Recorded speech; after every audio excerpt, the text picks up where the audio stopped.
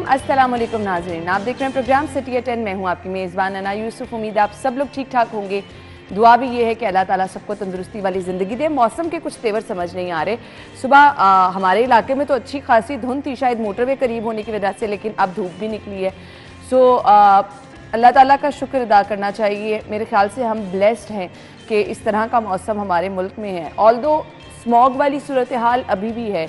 बहुत सारे लोग नज़ला ज़ुकाम बुखार का शिकार हो रहे हैं, तो अपनी बहुत ज़्यादा केयर कीजिए और जो शांदा वगैरह इस्तेमाल कीजिए। मौसम ऐसा जो है स्मॉग के असरात से महफूज रहने के लिए जो लोग बाहर जा रहे हैं, मैंने कल भी रिक्वेस्ट की थी, प्लीज़ मास्क को ज़रूरी हिस्सा बना लें क्योंकि ये डस्ट बहुत ज़्यादा ख़तरनाक है सबके लिए। अच्छा जी, हमने खबरें भी शामिल करनी हैं और इसके साथ साथ 11 बजे वाले सेगमेंट में हमारे मेहमान ज्वाइन करेंगे। जिनकी बर्थडे है उनको भी हमने 11 बजे वाले सेगमेंट में विश करना है, उसके लिए थोड़ा सा इंतज़ार करना पड़ेगा।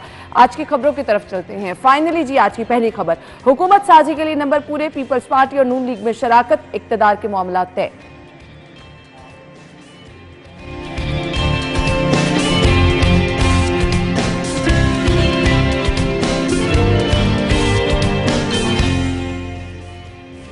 महंगाई से सताई अवाम के लिए बुरी खबर, फी यूनिट बिजली 7 रुपये 13 पैसे महंगी।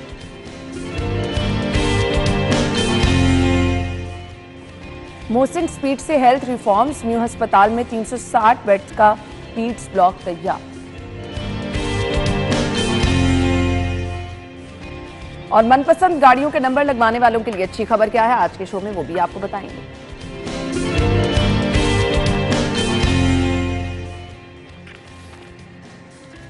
Welcome back. आज की खबरें आप जान चुके हैं। हमारे सीनियर रिपोर्टर्स हमारे साथ मौजूद है, इमरान यूनुस और दुर्रे नायाब ने ज्वाइन किया है। अस्सलाम वालेकुम, थैंक यू सो मच। आज की पहली खबर की तरफ आते हैं और पहली खबर क्या है जी, लीड स्टोरी है, राउद शाद हुसैन साहब की स्टोरी है। सदर जरदारी, वजीर आजम शहबाज शरीफ, इत्तेहादी हुकूमत का मुआहदा तय पा गया। इमरान यूनुस, चलें जी, शुक्र है फाइनल तो हुआ कि जी कौन सदर होगा और कौन जो है वो प्राइम मिनिस्टर होगा।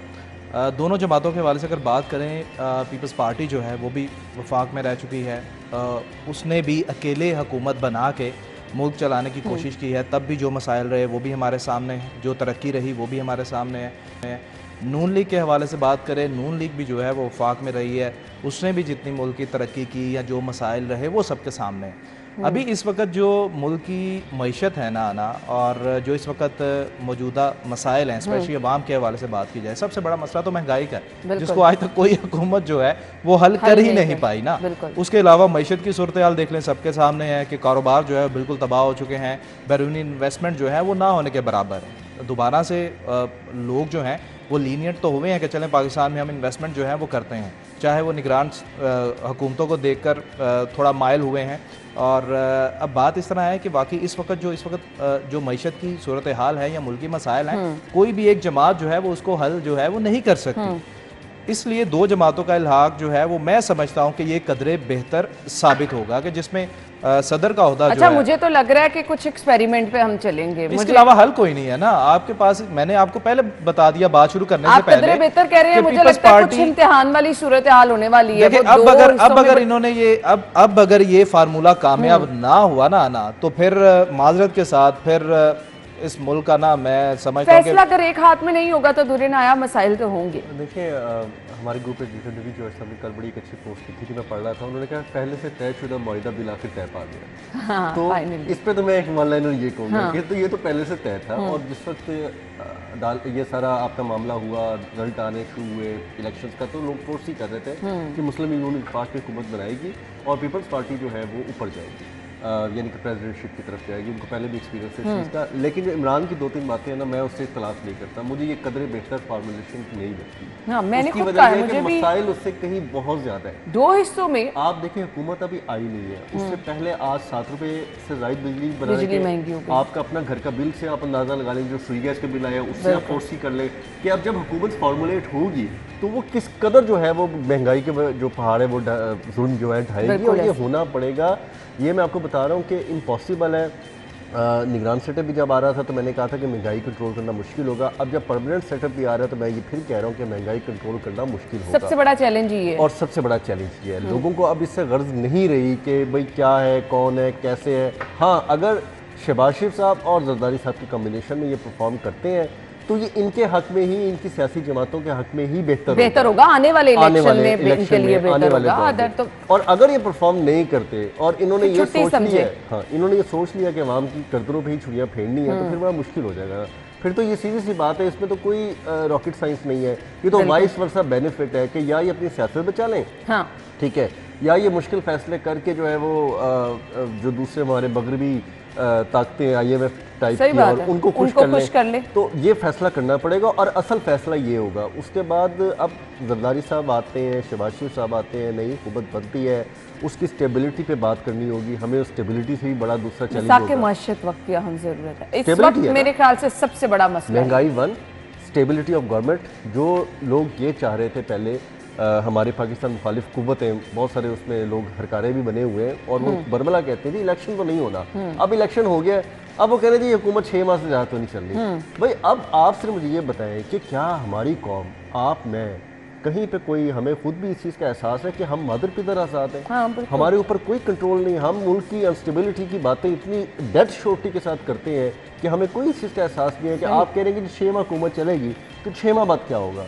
आप लोगों को तरगीब दे रहे हैं कि जी ये स्टेबिलिटी नहीं आने वाली, आप इसके लिए कोशिश तो करें।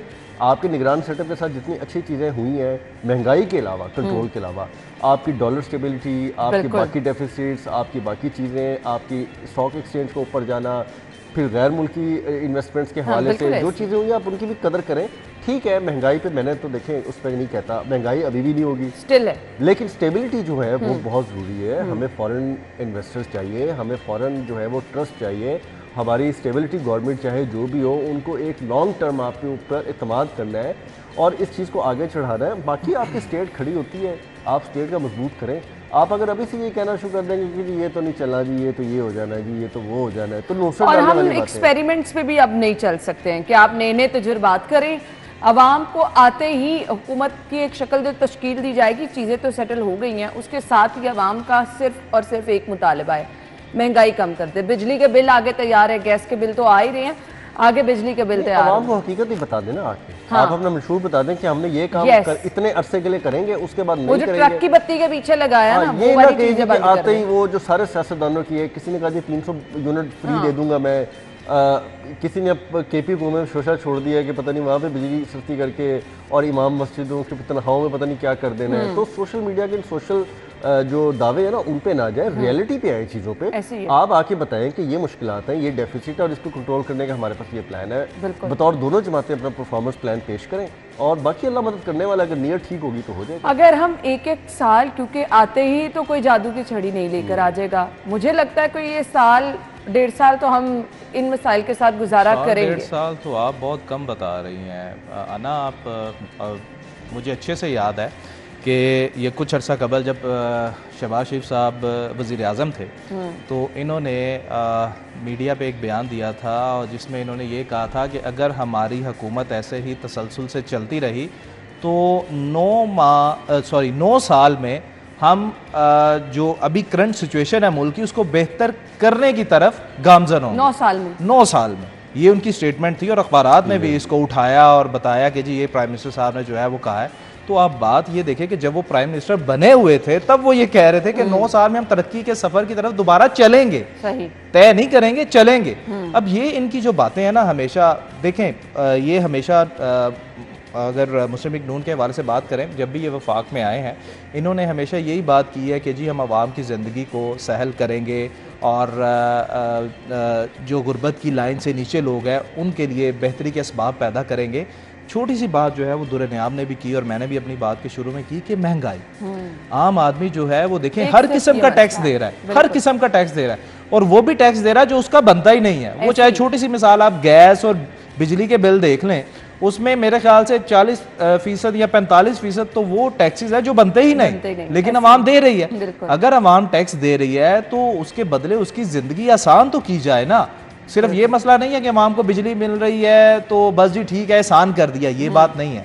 अवाम को रोजगार चाहिए, ठीक है, सस्ती बिजली, सस्ती गैस और कम से कम घर चलाने के लिए कुछ तो अवाम की जिंदगी को आसान करे ना। ऐसी कोई चीज जो है ना वो नहीं है। अब ये फार्मूला जो है ना इत्तेहादी हुकूमत का जो लाया गया है, मे बी ये सोच जो है वो ये हो सकती है कि जी दोनों जमातें मिल के, दोनों ब्रेन मिल के शायद चलेंगे तो शायद मेरे ख्याल से अवाम की जिंदगी जो है बेहतर हो सके। तो इसके अलावा है ना मुझे उस और अब ये वाकई आखिरी चांस है, कहीं इख्तलाफ हुआ धुरे ना आप फिर तो बात गई। नहीं बात देखें ना, आप इख्तलाफ की तो गुंजाइश आपके पास है नहीं, क्योंकि आपको ये नजर आ गया इलेक्शंस में कि आपके कितने वोट टूटे हैं, आप कहाँ पे खड़े हैं, आप एज पे खड़े हैं। लिहाजा अब आपने इख्तलाफ करना है तो अभी कर लें, जब इत्तेहाद होने के बाद इख्तलाफ है तो फिर तो आपको लॉन्ग टर्म चलना है। जब वो तो खैर मुस्लिम लीग नून को भी पता चल गया। मैं यहाँ पर क्योंकि आपने भी इलेक्शन में ड्यूटी की है, हमने भी इलेक्शन में ड्यूटी की है, वो तो अब नून लीग को पता चल गया है कि उनकी जो पहले वोटर उनके जो पहले थे उनकी तादाद में खातिर ख्वाह कमी हुई है। बिल्कुल। और इसमें मुझे तो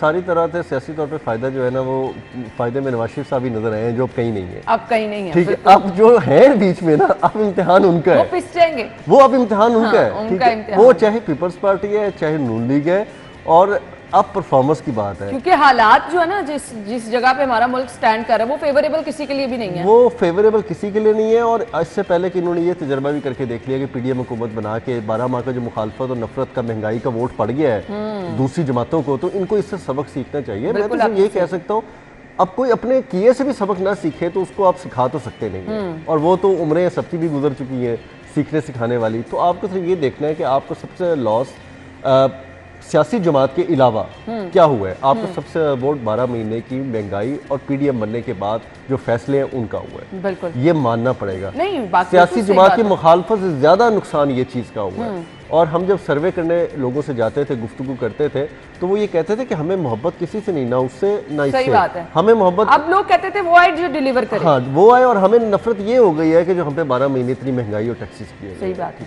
कितने किए गए हैं कि अखीर हो गई, और अभी तक उसके जो है ना आफ्टर इफेक्ट्स आ रहे हैं, आपको हिला रहे हैं। 7 रुपये बिजली का बिल अभी इजाफा होने वाला यूनिट, उसके बाद एक हफ्ता पहले गैस की कीमतों में 600% इजाफा हुआ है। आपका गैस का बिल जो है 1200, 1400 से कहाँ पे पहुंच गया है। आप किसी का 25,000 आ रहा है, किसी का 12,000 आ रहा है, किसी का 10,000 आ रहा है।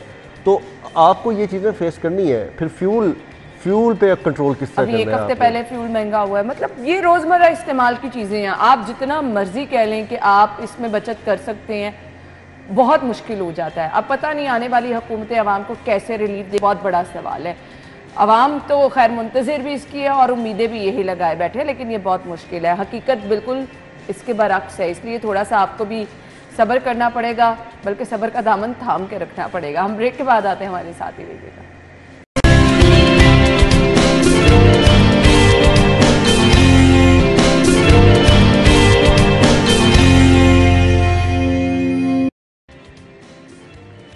एक बार फिर से आपको खुश आमदीद कहेंगे। हुकूमत की तश्कील तो हो ही जाएगी, मामला तय पा गए हैं, लेकिन आते ही जो मसाइल हैं, पेट्रोल रिसेंटली महंगा हुआ, अभी जो खबर शेयर करने जा रहे हैं बिजली की कीमतें, गैस रिसेंटली महंगी हुई।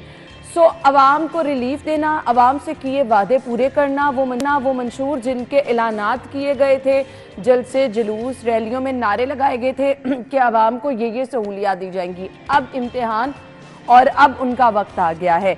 अब वो वक्त तो आ गया है, लेकिन ये जो साथ ही साथ बम गिर रहे हैं, कभी पेट्रोल बम, कभी बिजली का बम, कभी गैस की कीमतों का बम, ये कैसे कंट्रोल होंगे। 7 रुपये 13 पैसे महंगी करने की दरख्वास्त है। 27 दिन बाद ही मीटर रीडिंग शुरू, नया बिल 33 रोज का आएगा। क्या फॉर्मूला है ये? जो मैथमेटिक्स समझते हैं ना, उसको भी समझ नहीं आएगा कि ये कौन सी तारीख का कितने दिनों को निकाल के कितने दिनों को प्लस करके इसका मकसद क्या है। लेकिन इसका मकसद बड़ा होता है, ये ऐसी मामूली बात नहीं होती। आपको पता 4-5 पैसे भी अगर ये 19-20 इधर उधर हेरा फेरी हो जाए इसमें, तो वो भी बात कहाँ पे करोड़ों से अरबों में पहुँच जाती है। और ये डायरेक्ट टैक्स है, इसमें ये भी नहीं है कि किसी के घर घर जाके वसूलियाँ करनी है, ये इंसान ने जमा कराना ही होता है। चाहे पेट्रोल की मद में लगा दें, चाहे बिजली की मद में लगा दें, गैस की में, ये वो डायरेक्ट टैक्सेस हैं जिसके लिए बहुत ज़्यादा हुकूमतों को मेहनत नहीं करनी पड़ती, बस बुरा भला सुनना पड़ता है। तो वो कौम जो है वो अपने अपने दिल में जो उनके आता है वो उससे नवाज देती है। लेकिन उसका डायरेक्ट टैक्सिंग से वो जितना बड़ा रेवेन्यू इकट्ठा करते हैं और जितने ज़्यादा जेबों को खाली कर सकते हैं, वो किसी और में कैपेसिटी नहीं है ना। मतलब कोई चीज़ बेच लेंगे, वो कोई ले या ना ले, खरीदे ना खरीदे, उसकी मर्जी है। लेकिन ये वो डायरेक्ट बुनियादी ज़रूरियाती ज़िंदगी है जो आपने हर सूरत लेनी है, जिसके बगैर अब आपकी ज़िंदगी नहीं चल सकती, जिसके बगैर आपका कारोबार नहीं चल सकता, आपके दफ्तर नहीं चल सकते, आपकी घरेलू ज़िंदगी नहीं चल सकती। तो इन चीज़ों के अंदर अब ये बंदा पूछे ना कि बज़ाहिर आपको लग रहा है कि 3 दिन ये ऊपर कर रहे हैं, 30 दिन का जो बिल आता है वो 33 रुपये आ रहे हैं, लेकिन असल कैलकुलेशन, असल मार्जिन इन 3 दिनों के अंदर होगा। जो ये चाह रहे हैं कि फौरी तौर पे हम ये 7 रुपये इतने पैसे करके इकट्ठा कर लें, फिर नई हुकूमत फॉर्मुलेशन हो जाएगी, नई हुकूमत बनेगी, वो अपने तरीके से और इजाफा कर देगी और करेगी, लेकिन इस दौरान ना हम अपनी जो कमी कोताहियाँ, जो डेफिसिट्स है ना, वो फ़ौरन 7 रुपये और 27 पैसे के हिसाब से 3 दिनों का डालें। आप खुद इसको एक मोटा कैलकुलेशन करने की कोशिश करें कि कितने बिजली बिल सार्फिन ने पूरे पाकिस्तान में, उन पे अगर आप 7 रुपये 27 पैसे के हिसाब से आप 3 दिन का सिर्फ कैलकुलेशन में करें, तो पूछे कि ऐसी कौन सी इमरजेंसी है ना कि आपको ये 3 दिन के फौरी तौर पे याद आ गए। सही बात है, आप यकम से यकम आने देना। अभी मंजूरी हुई नहीं, अभी आपकी एक सिफारिश है, अभी उसको दरखास्त की आपने, अभी नेपरा ने, ओगरा ने हर चीज़ को अप्रूवल की तरफ चीज़ों को लेके जाना है। अभी ऐसी कौन सी मजबूरी है कि आपने 3 दिन पहले आप 3 दिन पहले रीडिंग ले रहे हैं? और 3 दिन पहले की मजबूरी मैंने जो मेरी दानिश के मुताबिक है, जो मैं समझता हूँ, वो यही है कि ये 3 दिन का जो कैलकुलेशन का पैसा है ना, ये इन्होंने कहीं एडजस्ट करना है। जो भी अपना ये डेफिसिट, कोई तो रीजन है ना कि आप इतनी जल्दी डाल रहे हैं, कोई जो रेवेन्यू का इन्होंने 19-20 करके पूरा करना है ना। देखिए ना, हर बंदे, हर इदारे की सोच में तो एक बनिया अकाउंटेंट बैठी है, ठीक, वो जमा तफरीक, मैं इमरान की जेब से कैसे पैसे निकाल लूँ, मैं आपकी जेब से, दुनिया आपकी जेब से कैसे पैसे निकाल लूँ, हर इदारा ये सोच रहा है आवाम को। उन्होंने तो हमें सिर्फ ये समझा है कि हमारी जेबों से पैसे कैसे निकालने, बस ऐसे। परफॉर्मेंस आप उनकी देख लें, परफॉर्मेंस में मैं चाहूँगा कि इमरान परफॉर्मेंस में बताए। पैसे निकालने का मैकेनिज्म मैंने आपको बता दिया है, और डायरेक्ट टैक्स होने, डायरेक्ट पैसे निकालना जितना आसान है वो भी मैंने आपको अपनी दरिश को बताया। आवाम के लिए बहुत मुश्किल है ये जो खिचड़ियाँ पका रहे हैं और पैसे निकालने की जो भी साजिशें कर रहे हैं, आवाम का इसमें क्या कसूर है? जी, ये जो अभी खिचड़ी पक रही है ना, जिसकी बात आप कर रही हैं कि ये जो डिसीजन जो है वो लिया जाएगा, इससे आपको मामूली रकम नहीं है, 66 अरब रुपया, अंदाजा करें, 66 अरब रुपया जो है वो आएगा महकमे के पास।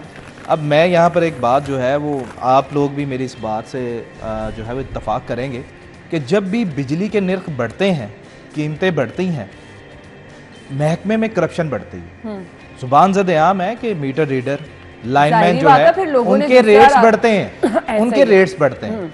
और बात इसी तरह है कि आप अपनी मुझे तो ये समझ नहीं आती कि इस महकमे को कोई पूछने वाला नहीं है। देखें करते क्या है, बिजली चोरी इन्होंने रोकनी नहीं है, ठीक है, लाइन लॉसेस जो है इन्होंने अवाम पे डालने हैं, बंद मीटर, बिजली चोरी है, वहां के पैसे भी अवाम से निकलवाने। बल्कि लास्ट वीक मैंने आपसे डिस्कस किया था कि मेरे एक दोस्त के मीटर जो उसका यूनिट चले हैं, 2900 यूनिट चला है और उसे 14,000 यूनिट का दुरे नया बिल भिजवाया गया, 14,000 यूनिट, और उसको ठीक करवाने के लिए, माजरत के साथ, उसको ठीक करवाने के लिए 2.5 लाख रुपया उसने दिया है, और वो ठीक होते भी नहीं है, जो कि उसका हक था, जो कि उसका हक था। 2.5 लाख रुपया उस बंदे ने दिया है कि जी खुदारा मेरे जो यूनिट 2900 चले हैं मुझे वो डालें, आप मुझे 14,000 यूनिट जो है वो बंद फैक्ट्री का क्यों डाल रहे हैं? ये तो सूरत हाल है। दूसरा ये है कि जब भी बिजली चोरी होती है ना, बिजली चोरी को रोकने की बजाय इन्होंने बहुत ज्यादा विंग्स बनाए हैं, रेड्स भी करते हैं, लेकिन जहां इन्होंने बिजली चोरी करवानी है होती है वहां पर, ठीक है, और उस बिजली चोरी का सारा खमियाजा जो है उस इलाके में उनको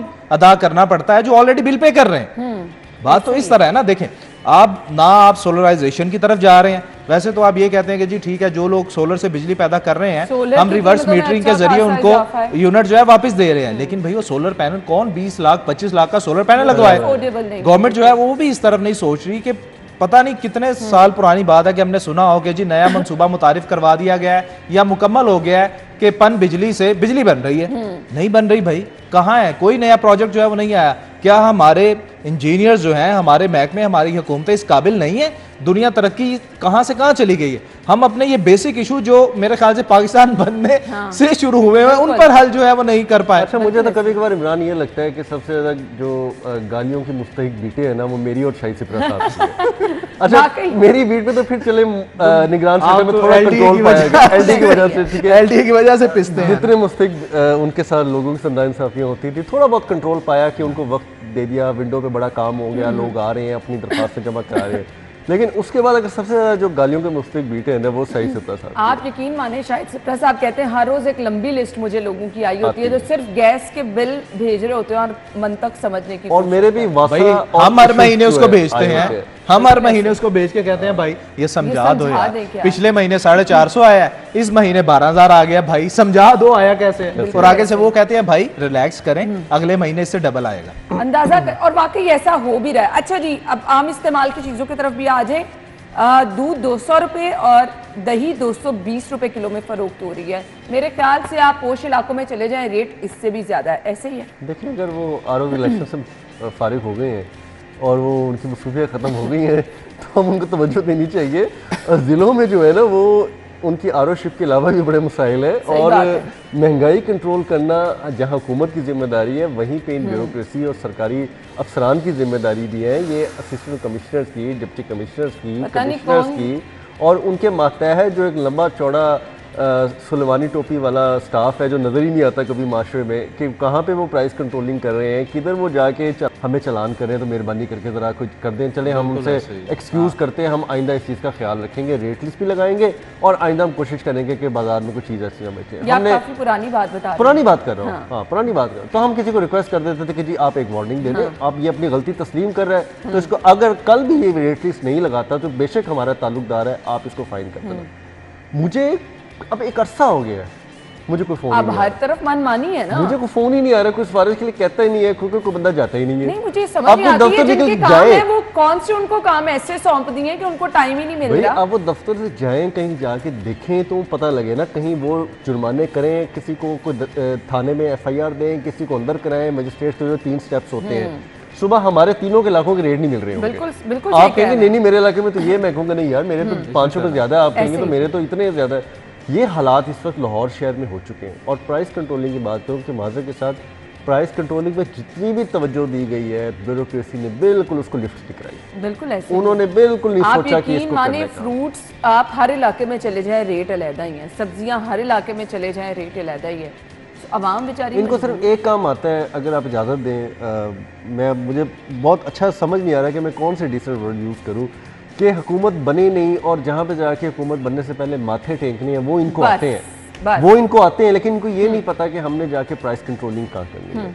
बहुत अच्छी बात है कि पुराना दौर होता था, वहाँ पे चीफ सेक्रेटरी साहिबान तक डिप्टी कमिश्नर्स को ऑनलाइन लेके शहरों पे प्राइस कंट्रोलिंग के रेट्स पे पूरा पूछते थे कि अच्छा जी बताएं कितने जुर्माने। अपनी नौकरी बचाने के और अपने आप को अच्छा दिखाने की कोशिश में लगा हुआ है कि बस हमने खुश किसी को कैसे करना और अपने आप को सेफ किस तरह करना। आवाम के लिए परेशानियां यही हैं, दूध महंगा है, दही महंगे है, सब्जियां महंगे, फल महंगे। अब ये वो चीज़ें हैं कि आप कोशिश भी कर लें कि आप ना इस्तेमाल करें, आपको थोड़ा बहुत तो इस्तेमाल करना ही पड़ता है, और आवाम बेचारी मजबूर है ये महंगी चीज़ें खरीदने पर। ब्रेक के बाद आपको ज्वाइन करेंगे हमारे साथ ही रहिएगा।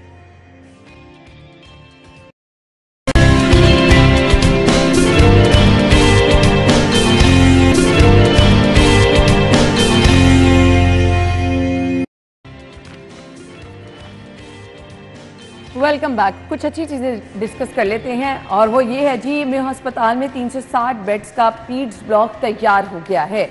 चिल्ड्रन हॉस्पिटल में जो काम हुआ वो आप सबके सामने है, और इसके अलावा शहर के दीगर हॉस्पिटल्स में। इसके बाद मेयो हॉस्पिटल में, सर्विसेज हॉस्पिटल में कल या परसों इफ्तिताह किया गया। मैक्सिमम आवाम की सहूलत के लिए जितने काम हो सकते हैं इस निगरान सेटअप में हुए हैं। मैंने कल भी ये चीज़ जिक्र की थी, ना सिर्फ डेवलपमेंट्स के काम बल्कि हॉस्पिटल्स में आप देख लें, स्कूल्स में देख लें, थानों की सूरत हाल जाकर देख लें। बल्कि कल तो आमिर भाई कह रहे थे कि एक जगह पे थानों में शादी का शूट जाके हुआ है। सो आप देख सकते हैं कि आवाम की मैक्सिमम सहूलत के लिए जहाँ जहाँ काम हो सकते हैं वो किए गए हैं। इमरान, आपने आमिर भाई की बात की तो मैं था, लेकिन इस बात को जो है मैं थोड़ा कंटिन्यू करूँगा कि आप यकीन जाने कि इकबाल टाउन का थाना, मैं 2 रोज़ कबल जो है टर्न हुआ हूँ, सिग्नल क्रॉस किया है मैंने, और इकबाल टाउन के थाने से मैं गुजरा, साथ मेरे फैमिली थी, और मैं रुक गया। मैं रुका हूँ, रुक के मैंने गाड़ी साइड पे लगाई और मैंने उसको गौर से देखा कि यहाँ थाना होता था, अब शायद यहाँ पे कोई फर्नीचर का शोरूम मुझे फील हुआ। और वहाँ मतलब बहुत खूबसूरत आबशार बनी हुई, मैं उसको देखता रहा गौर से, मैंने कहा वाकई वो वाकई थाना था। मैं बहुत हैरान हुआ, लिटरली मैं देखकर हैरान रह गया उस बिल्डिंग को ना, क्योंकि काफी अरसे बाद मैंने उस बिल्डिंग को देखा, और वाकई वो स्टेट ऑफ द आर्ट थाना जो है मुझे नजर आ रहा था। और मैं दुआ कर रहा था कि या अल्लाह जैसे इसका बाहर से मंजर है ऐसे ही जो अंदर लोग बैठे हुए हैं ना वो भी ऐसे ही हो, एनवायरनमेंट तो असर करता है बिल्कुल ऐसे। और दूसरी बात ये है कि अगर बात की जाए बाकी ये रोड्स को छोड़े, निगरान सेटअप में रोड्स को हम छोड़ दें, जिन चीज़ों के आपने नाम लिए हैं, थानों को छोड़ दें, बाकी सब चीज़ों को छोड़ें, अगर सिर्फ हम हेल्थ के शोबे को लेकर चले ना, है ना, मेरे ख्याल से बहुत बड़ा एहसान किया है इस निगरान गवर्नमेंट ने, बहुत बड़ा, निगरान वजीर आला ने, जो इन्होंने हेल्थ के शोबे में तरक्की दी है, नई नई रिवायात जो है वो इंट्रोड्यूस करवाई हैं, स्ट्रक्चर को इतना मजबूत कर दिया है, इतना मजबूत कर दिया है कि यकीन जाने, ये मैं नहीं, ये डॉक्टर्स कहते हैं, पैरामेडिक स्टाफ कहता है कि अगर इस चीज को आगे आने वाली हुकूमतें कंटिन्यू करें तो ये शोबा जो है आप यकीन जाने बहुत बेहतरी की तरफ जाएगा। हॉस्पिटल्स की हालत देखें, नए ब्लॉक्स बन गए।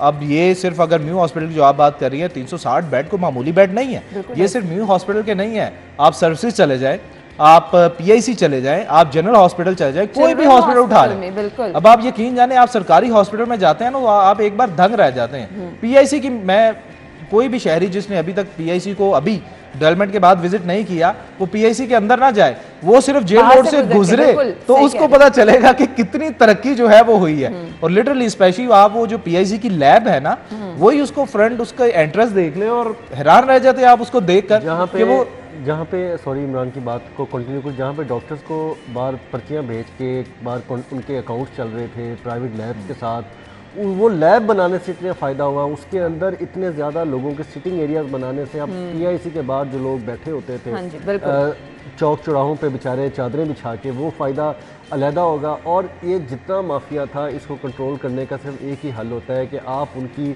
वो जो फाइनेंशियल ट्रंच होती है ना उसको काट दें और बिल्कुल ऐसे आप वो बिल्कुल अपनी मौत आप मर जाते हैं और चीज़ें ख़त्म हो जाती हैं जब आपको सहूलियत मिलनी शुरू हो जाती हैं।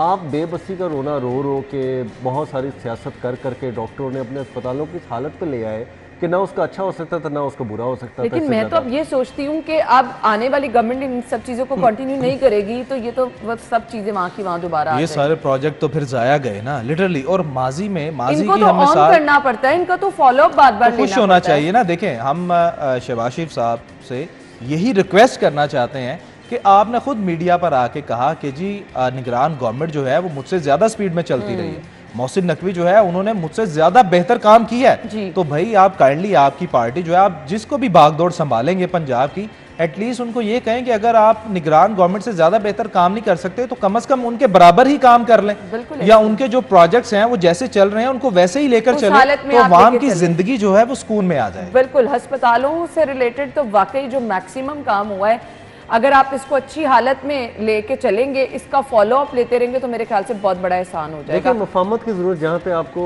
पार्टी नून लीग की हुकूमत बनाने में है, वहाँ पे मुफाहमत ये भी है कि पिछली हुकूमतों के अच्छे कामों को भी लेके ऑन करें आप। बिल्कुल ऐसा ही है, क्योंकि उनका बेसिकली फायदा बराह रास्त तमाम को पहुंचेगा और आपको भी उसका फायदा पहुंच जाएगा। ब्रेक के बाद ज्वाइन करते हैं, हमारे साथ रहिएगा।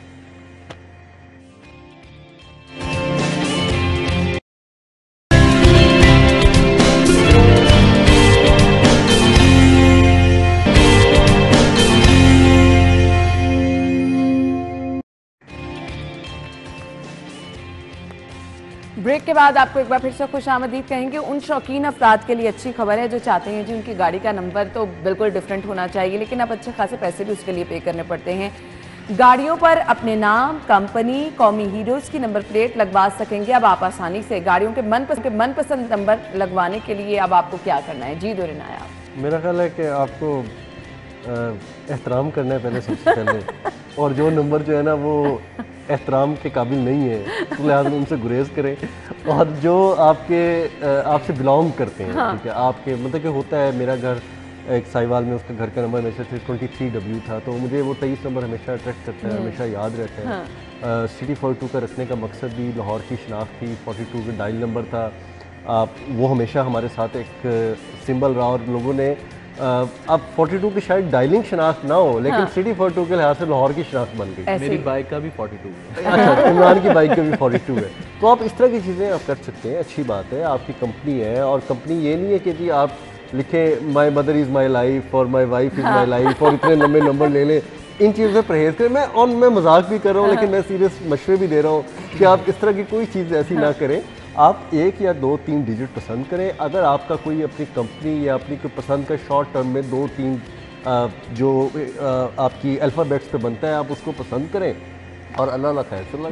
बहुत सारे लोगों की जज्बातियत भी होती है, वो मजहबी जज्बे के तहत भी कोई अली 1 लिखवाना चाहता है, कोई कुछ करना चाहता है, तो हाँ फिट इन बहुत ज़बरदस्त है। ALI आप आगे अपना कोई लकी नंबर रखें और बहुत फिट करता है, तो वो चीज़ें भी होती हैं अट्रैक्ट। अब बहुत सारी चीज़ें बहुत लंबे नामों के साथ भी होती हैं, वो अकोमोडेट नहीं हो सकती। ठीक है, ये मैकेनिज्म डिफाइन करना पड़ेगा, एक्साइज को बताना पड़ेगा। लेकिन एक्साइज इससे पैसे कमा लेगा अच्छे खासे। एक्साइज पैसे कमा लेगा, वैसे लोगों का नंबर प्लेट मिले ना मिले ये वाली टाइम पे मिल जाएगी। देखिए ख्वाब देखने में तो कोई पाबंदी नहीं है ना। नहीं तो ये किस लिए किया गया है? रेवेन्यू बढ़ाने के लिए ये लिया गया। अब ये देखे ना कि पहले आप उन लोगों के चालान करते थे जिन्होंने गुज्जर 007 और ये वो ऐसा कुछ सारा लगाया होता था ना, और पहले आप जो है उसको फाइन करते थे। उसके बाद जब आपने देखा कि फाइन बहुत ज्यादा हासिल हुए हैं तो क्यों ना इस चीज को लीगलाइज कर दें।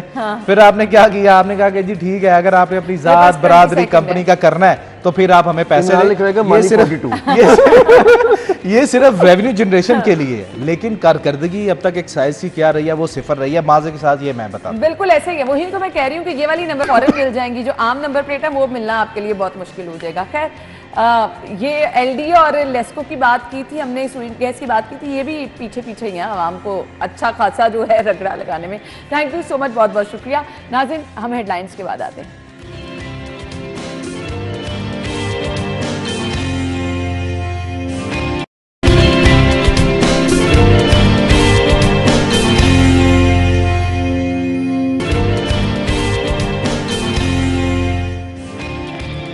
Welcome back once again. और हर कोई चाहता है वो अच्छा स्मार्ट स्लिम दिखे। आजकल मैं भी थोड़ा सा इन्हीं कोशिशों में हूँ और इसके लिए आपको बड़ी एफर्ट करनी पड़ती है, आपको लाइफस्टाइल मॉडिफिकेशन जो है वो करनी पड़ती है। अनफॉर्चुनेटली हमारा लाइफस्टाइल आजकल बड़ा अजीब सा है। हम खाना पीना भी बहुत पसंद करते हैं और खा पी के हम ये भी चाहते हैं कि हमें कुछ हिलजुल भी ना करनी पड़े।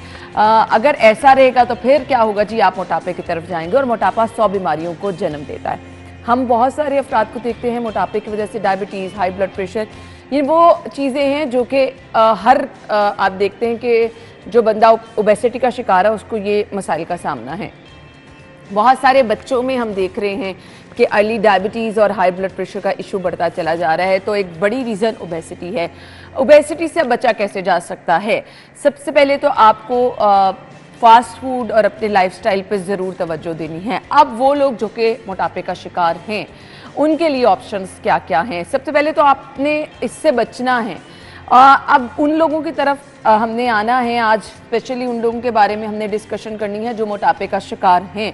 मोटापे से छुटकारा कैसे पाया जा सकता है? वो लोग जो कि चाहते हैं कि वो बॉडी शेप अब अच्छे तरीके से कर लें, उनके लिए क्या क्या ऑप्शंस मौजूद हैं?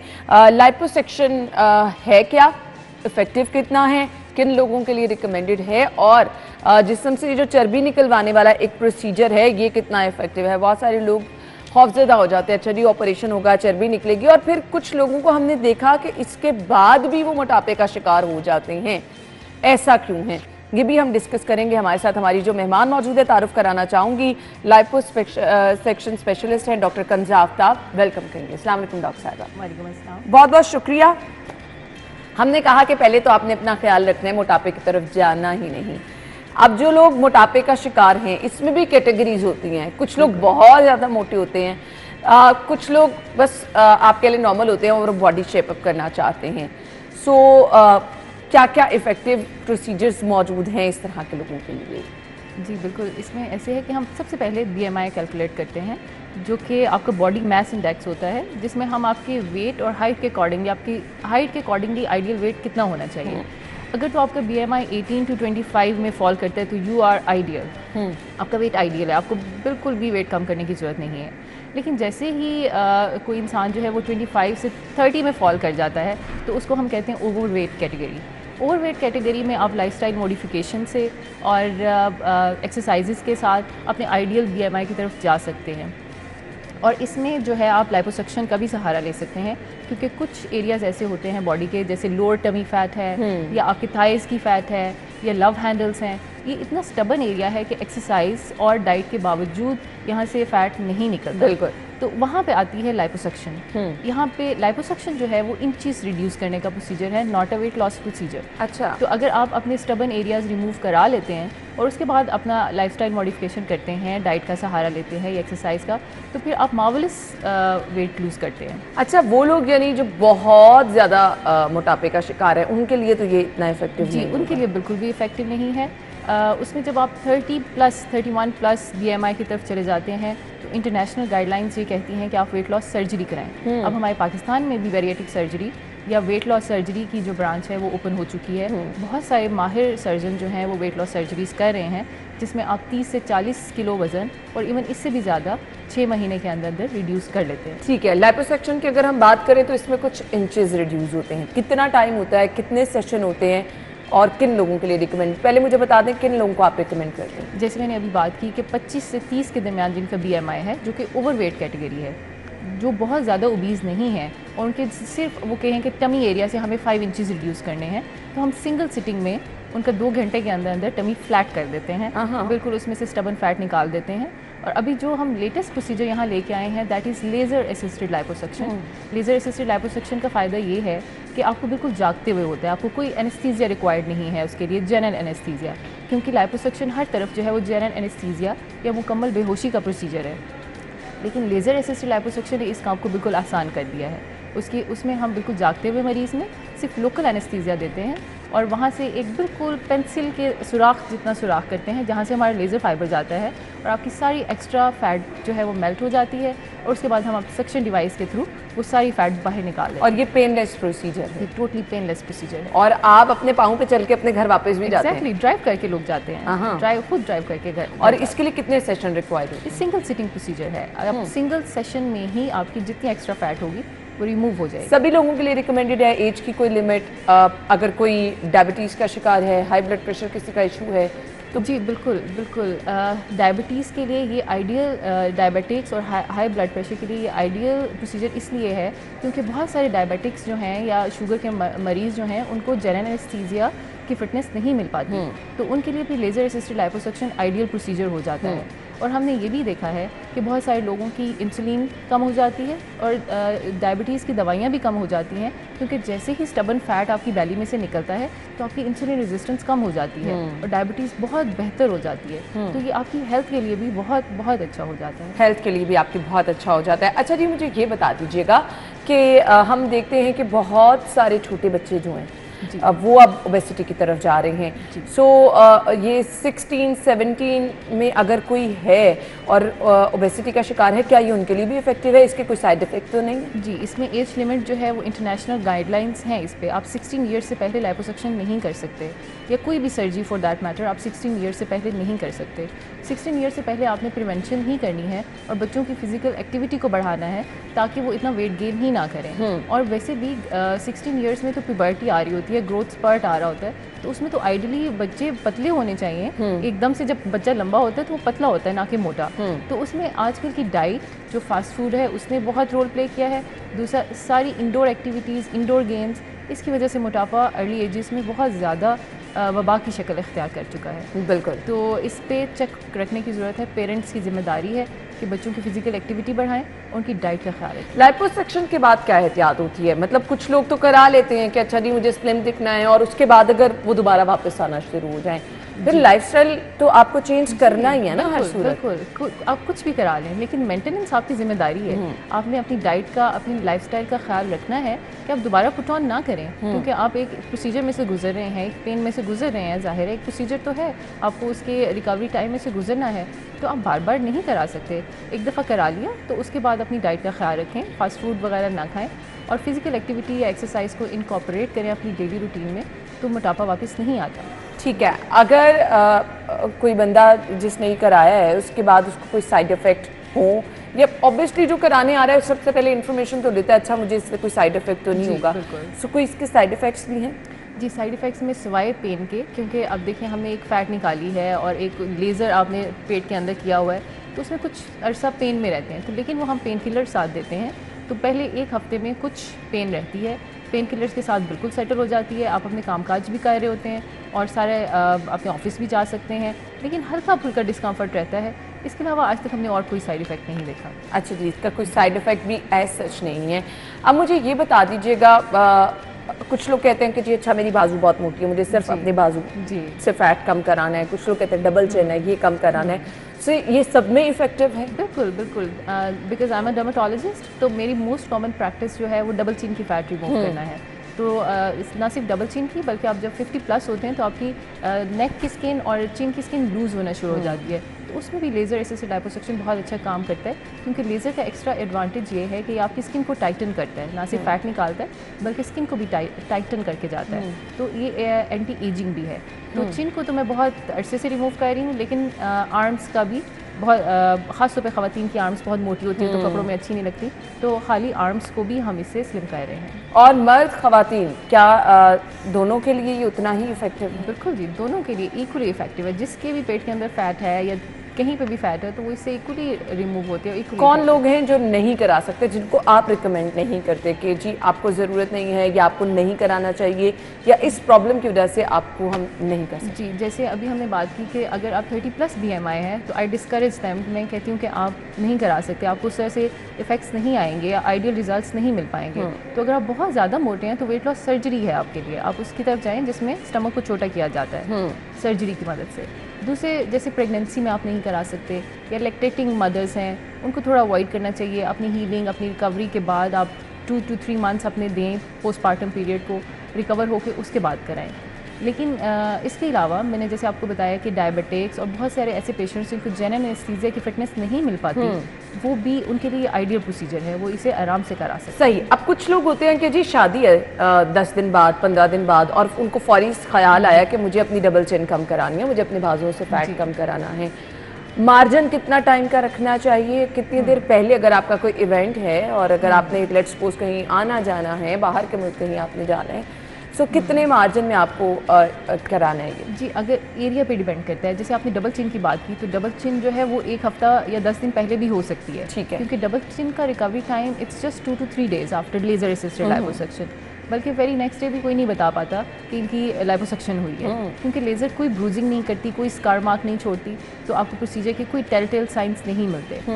लेकिन अगर आप टमी करा रहे हैं तो tummy is a very big area, तो उसकी पेन थोड़ी सी ज़्यादा होती है। तो हम कहते हैं कि अगर आपका कोई फंक्शन है, इंपॉर्टेंट इवेंट आ रहा है, तो कम से कम 1 महीना पहले आप ज़रूर करा लें, ताकि आप अपनी रिकवरी में से स्मूथली गुजर चुके हों और आप बिल्कुल फिट हों जब आप अपना इवेंट। अच्छा, लोग बड़े ना वो होता है कि हमने कुछ भी प्रोसीजर कराया तो उसका रिजल्ट हमें फौरी पता चल जाना चाहिए, मैं फौरन स्लिम, तो क्या लाइपोसक्शन के बाद आप फौरी डिफरेंस आ जाता है? वो जो आफ्टर और बिफोर वाली लोग पिक्चर्स शेयर करते हैं, जो लेज़र असिस्टेड लिपोसक्शन है इसमें तो हम फौरी रिजल्ट्स दिखाते हैं। हम बिफोर मेजरमेंट करते हैं और आफ्टर 2 आवर्स जब हम प्रोसीजर कंप्लीट करते हैं तो उसके बाद हम फ़ौरन पेशेंट को मेजरमेंट करके दिखाते हैं, क्योंकि पेशेंट जाग रहा होता है और वो अपनी फैट भी निकलते हुए देख रहा होता है और उसके बाद अपनी मेजरमेंट्स भी देख रहा होता है। तो इट्स वेरी सेटिस्फाइंग कि आपके सामने सब कुछ हो रहा है, आप खुली आंखों से देख भी रहे हैं और अपनी मेजरमेंट्स को कम होता भी देख रहे हैं। It's very satisfying in that way.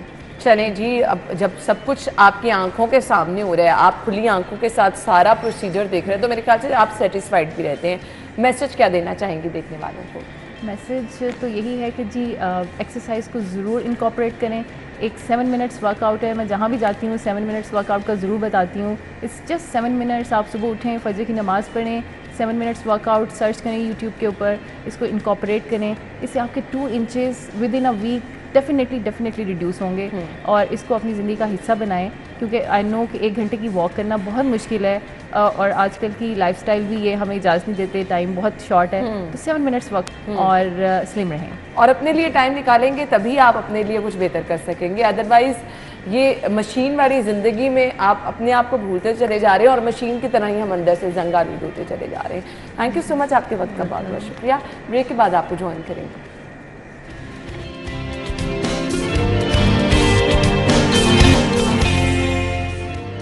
खुशामदीद, आपको प्रोग्राम एक बार फिर से कहेंगे। जी, हमने पहले बात की लाइपोसक्शन के हवाले से। जो लोग स्लिम दिखना चाहते हैं उनको क्या करना है? बहुत सारे लोग बहुत मेहनत करते हैं, एक लंबा टाइम अपने खाने पीने पे कॉम्प्रोमाइज़ करते हैं और अपना वेट रिड्यूस करने में कामयाब भी हो जाते हैं। उसके बाद आप डिफरेंट जब डाइट प्लान कर लेते हैं और उसके साथ साथ आप जैसे भी लाइपोसक्शन कुछ लोगों ने करा लिया, कुछ लोगों ने सर्जरी करा ली चर्बी कम कराने के लिए पेट की, उसके बाद लाइफस्टाइल बड़ा मैटर करता है। उसके बाद आप अगर दोबारा से उसी तरह खाना पीना स्टार्ट कर देते हैं, सो आपकी ईटिंग हैबिट को आपने कैसे कंट्रोल करना है? क्या फिर आपको वही डाइट प्लान लेके चलना है जिसकी वजह से आपने अपना वेट रिड्यूस किया?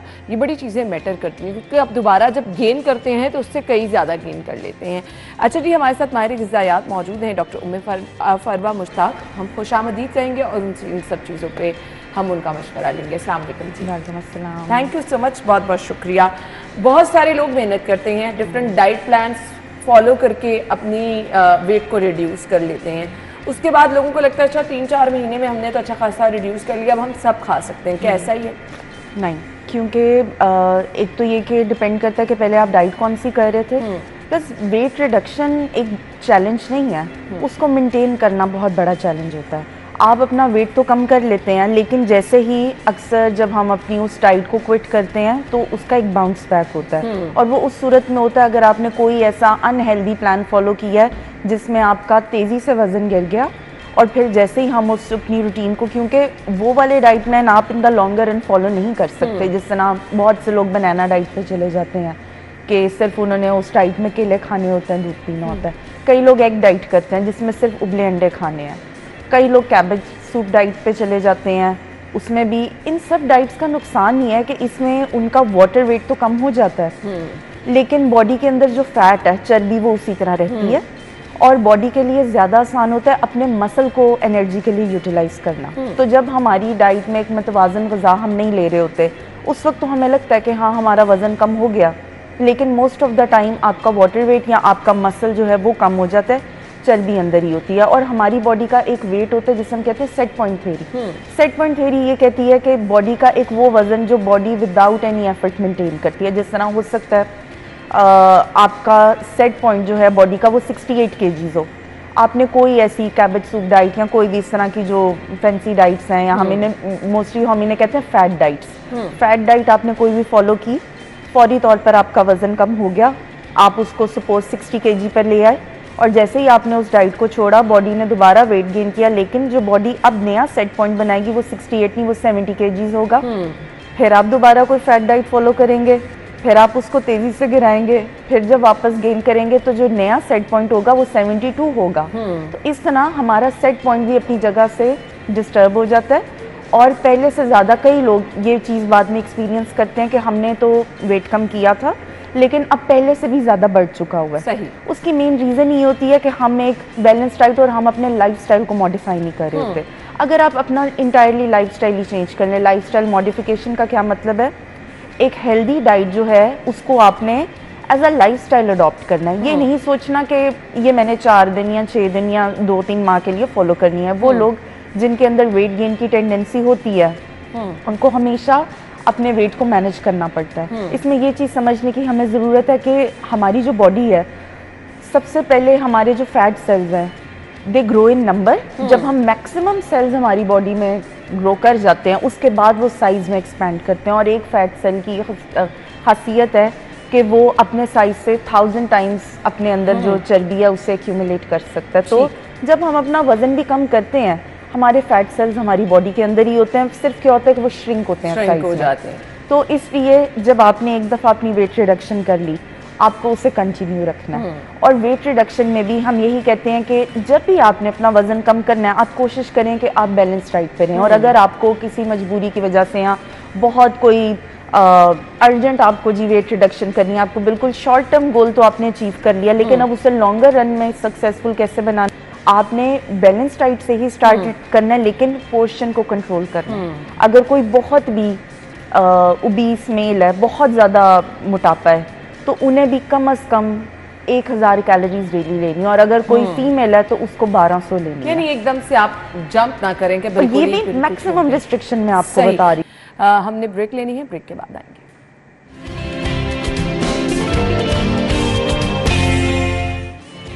एक बार फिर से आपको खुश आमदीद कहेंगे। उम्मे फरवा हमारे साथ मौजूद हैं, गुफ्तगू का सिलसिला आगे बढ़ाएंगे। हमें रूटीन में क्या डाइट फॉलो करनी है जो हमारा वेट भी ना बढ़ाए और वो जो आपको फीलिंग ऑफ फुलनेस रहती है वो भी रहे। उसके लिए ये कि आपने अपनी डाइट से किसी भी फूड ग्रुप को निकालना नहीं है। ये नहीं करना कि हमने कार्ब्स निकाल दिए, रोटी चावल छोड़ दिया, बिल्कुल भी नहीं।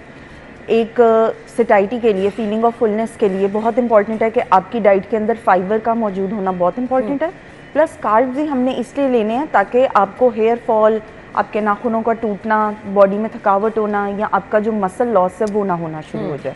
आपके ब्रेकफास्ट के अंदर एक प्रोटीन का अच्छा सोर्स ज़रूर होना चाहिए। अंडा लें, अंडा नहीं खाते, चिकन का कबाब ले लें, चिकन का नहीं खाना मटन का ले लें। साथ में ब्रेड जो है वो ब्रान वाली या हाई फाइबर, या अगर आप ब्रेड नहीं खाना पसंद करते तो अगर आपके पास जो है वो बिल्कुल होल व्हीट, गंदम का चक्की के आटे की जो रोटी है उसका फुल्का वो ले सकते हैं। अगर आपको चाय कॉफ़ी की आदत है, कोशिश करें उसकी जगह आप दूध या दही का इस्तेमाल करें। अगर आपके घर खुला दूध आता है तो उसकी 2 दफ़ा बलाई रिमूव कर लें ताकि वो स्किम मिल्क बन जाए और उसमें से चिकनाई जो है वो रिमूव हो जाएगी। इस तरह दोपहर के खाने और रात के खाने में आपने ये मेक श्योर करना है कि एक टाइम में अगर आप कोई गोश्त वाली चीज़ ले रहे हैं तो दूसरे टाइम में आपने दाल या सब्ज़ी का इस्तेमाल करना है। ठीक है। खाने में आपके 1 कप सैलड ज़रूर होना चाहिए, साथ आप हाफ कप दही जो है वो ले लें। एक टाइम पे अगर आप गोश्त ले रहे हैं तो उसमें आपकी ये जो हथेली के साइज़ का पीस है, इससे ज़्यादा बड़ा पीस नहीं होना चाहिए बस। ठीक। साथ एक छोटे साइज़ की चपाती, 6 इंच जो हमारी क्वार्टर प्लेट होती है ना उसके साइज़ की, अगर आपके घर कोई नॉर्मल साइज़ की चपाती बनती है तो आप उसको हाफ़ कर लें ताकि आपका पोर्शन कंट्रोल हो जाए। और जो रात का खाना है उसमें हाफ कप दाल या सब्ज़ी पकी हुई। इन खानों के दरमियान में अगर आपको भूख लगती है और भूख नहीं भी लग रही तो तब भी आपने 1 से 2 दरमियाने साइज़ के जो फल हैं वो खाने। अगर कोई इस तरह का फ्रूट है जिस तरह गर्मा, खरबूजा, तरबूज, तो वो आप 1 कप जो है वो ले सकते हैं। अगर आप अपनी डाइट को पोर्शन कंट्रोल करके और इस तरह मील्स जो हैं उनको डिवाइड करके लेंगे तो फिर आपके लिए वज़न कम करना भी आसान रहेगा और उसे कंट्रोल करना भी आसान रहेगा। और कई लोग ये समझते हैं कि अगर हमने चावल जो हैं वो बॉयल कर लिए, जी चावलों की पिच उतार दी थी तो इससे हम मोटे नहीं होंगे। इस तरह बिल्कुल भी नहीं है। आप इतना याद रखें कि हमारी हाफ रोटी और आप समझ लें कि 1/3 कप राइस यानी जिसमें 2 टेबलस्पून चावल आते हैं वो 1 जितनी आपको कैलोरीज देती हैं।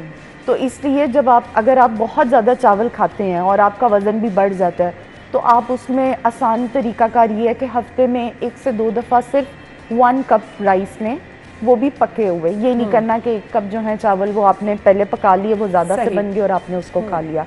चावल के ऊपर से आपने पिच रिमूव की या नहीं की, इससे बिल्कुल कोई फ़र्क नहीं पड़ता, उसने कैलोरीज आपको फिर भी देनी है।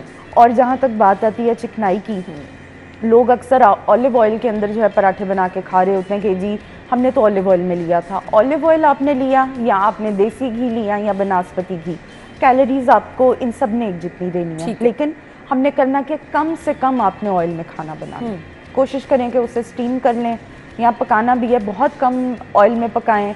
पाकिस्तानी खानों में अक्सर जो है वो ये चीज़ बड़ी कॉमन होती है कि माएँ उसको ज़्यादा से ज़्यादा ऑयल डाल के हांडी को भूनते हैं।